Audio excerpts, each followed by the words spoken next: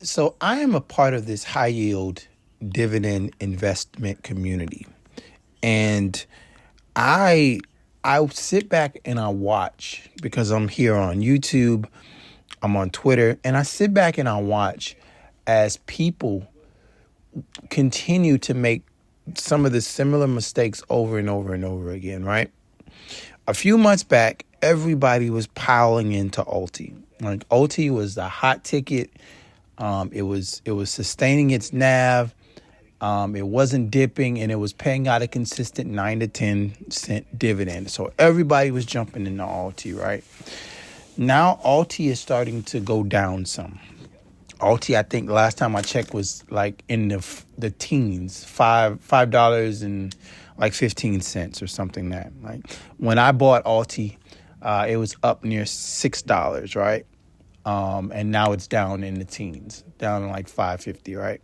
So now I see people jumping into this Wpay ETF from Roundhill, right? And I'm thinking, and this thing hasn't been out long, right? We don't have any type of track record about this thing, right?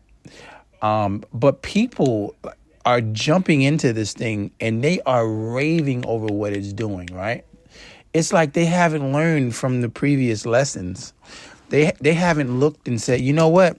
Maybe we need to wait a while. Maybe we need to see some negative days and see some bounce back. Because now, with me, if the ETF isn't able to bounce back from a pullback, I don't want anything to do with it. Like you look at YMAX right now. YMAX is at $12. This was the $20 ETF, right?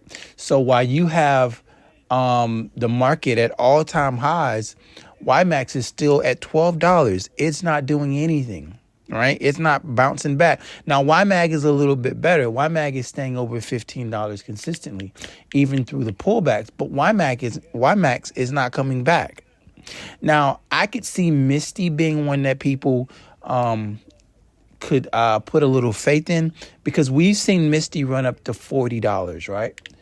We've seen Misty run up to 40. Actually, twice Misty ran up to $40. So I can understand that, right?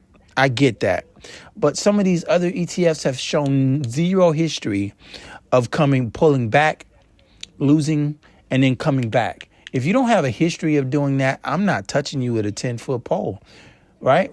I want to see some of these ETFs, go through something before I start investing my hard-earned money into it and losing the NAV. Yes, I understand my goal is to get to house money, right? That's the goal. But the more the ETF comes down, the less it's going to pay out, and the longer it's going to take you to get the house money. So you go from $7,000-8,000 in dividends a month, and the next thing you know, you're at 3. And that's what happened to me. I was riding high. I was at like 6.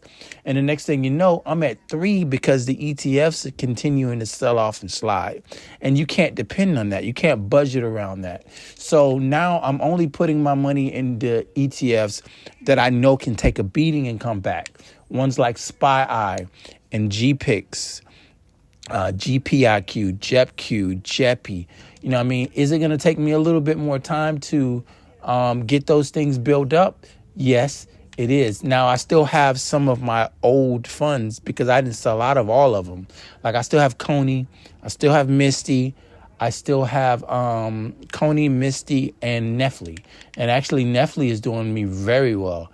Like I'm not down at all in Nefli. So I'm gonna keep Nefli. I'm gonna keep Coney. I'm gonna keep Misty. Misty, I'm at house money, so I don't care what that one does. But we should take more time to make sure that we're properly investigating and we're not just flinging our money into these things all emotional. Like this freaking community's got to get smarter with the way that we're doing things. I understand everybody's trying to reach fire, but what's the point of reaching fire for 3 months? And then the next thing you know, your money has eroded and you're right back to where you are. Anyway, man, that's my thing. Am I going to get into WPay? maybe later, but I want to see a nice little track record. I want to see it go through some things. I want to see a prolonged sell-off before I decide to put my money into that. And you should too. Anyway, I'm out. Peace.